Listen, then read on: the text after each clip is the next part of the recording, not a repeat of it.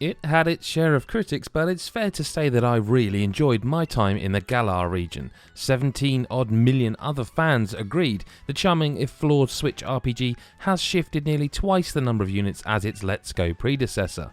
The 8th generation Switch debut sowed the seeds of what a fully functional living and breathing MMO style Pokémon world could look like, and the first of its downloadable add-ons builds upon this rather nicely, offering a winsome combination of nostalgia, excitement and surprises along the way. British Pokémon trainers will have no difficulty figuring out that the Isle of Armor is loosely based upon our own motorcycle and tail-free moggy-loving Crown dependency, and whilst that beautiful isle has its fair share of diverse wildlife, it isn't a patch on Armor, which is one big old fully wild area chunk of terrain absolutely stuffed full of Pokémon, including a large number of returning faves controversially emitted during Dexit. It is a real thrill seeing classic monsters of yore and their Gigantamax forms mingling with the newer additions. But even better in that they seem intrinsically connected to and interact more with their biomes in a manner we have never seen before in a Game Freak game. The unpredictability of the Galarian wild area weather is gone, and there are clear distinctions between the caves, the archipelagos, the deserts, the forests and swamps. Being an island surrounded by the ocean, there are plenty of water-type creatures to encounter, including original starter Squirtle, water fairy Meryl, and the super aggro, unfortunately named Sharpedo.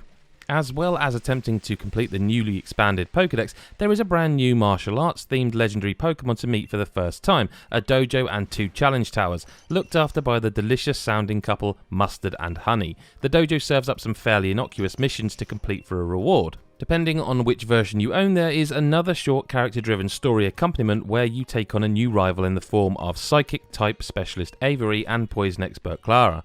The new faces you encounter are well fleshed out and amusingly written and animated, and genuinely set the Isle apart from the Galarian mainland. None of the story shenanigans offer much of a challenge, it has to be said, but then the real focus of this DLC is exploring an all-new environmentally eclectic Pokémon habitat and the thrill of discovery, whether those captures are new finds or old classics. There is also one piece of side action that makes excellent use of Alolan Diglett's Barnet, which I enjoyed immensely. As long as you have your trusty Rotom bike, you can access the entirety of the Isle of Armor immediately. Exploring is made even more fun by the fact that for the first time since the Heart Gold Silver titles, or indeed Pokemon Go, you can be accompanied in the field by a lovingly animated buddy.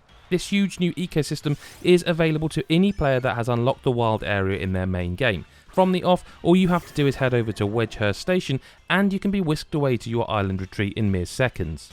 Be warned, however, that despite the new rivals having relatively weak lineups that can be defeated with ease, some of the other battles, raids and bosses will be extremely difficult for those who have not aced the main game. There is even one mission where you are required to level up a Pokemon to a specific level, which will involve grinding for those who haven't progressed far enough. As a result, it all feels a little unbalanced. As an expansion, Isle of Armor tries its best to improve on the existing Sword and Shield experience, with the inclusion of some genuinely useful delights, such as an NPC that can reset the EVs of a Pokemon. There is the amusing looking, equally amusingly named Cramomatic that helps combine and fashion items, a bunch of new moves and outfits to experiment with, and recipes for stuff like Max Soup, which will allow you to see the aforementioned Gigantamax versions of your Gen 1 favourites. There is no getting away from the fact that the core, dense raiding system and grindsome nature of the source material, as well as some of the graphical challenges, do remain, but as a glimpse of the future and what Pokemon may eventually become, getting lost in the gorgeous islands comes with my ringing endorsement.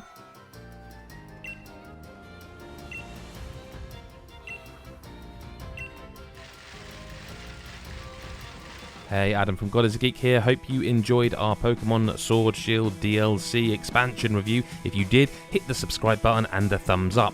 And if you do that, and all of you do that, everyone in the world ever, I won't have to keep saying it. We'll be done. That'd be great. A thumbs up would be really cool as well, and comment what you think of this expansion and what you want from the next one, which is due out, I think, very late in 2020. Thanks for now, and we'll see you in the next video. Bye-bye.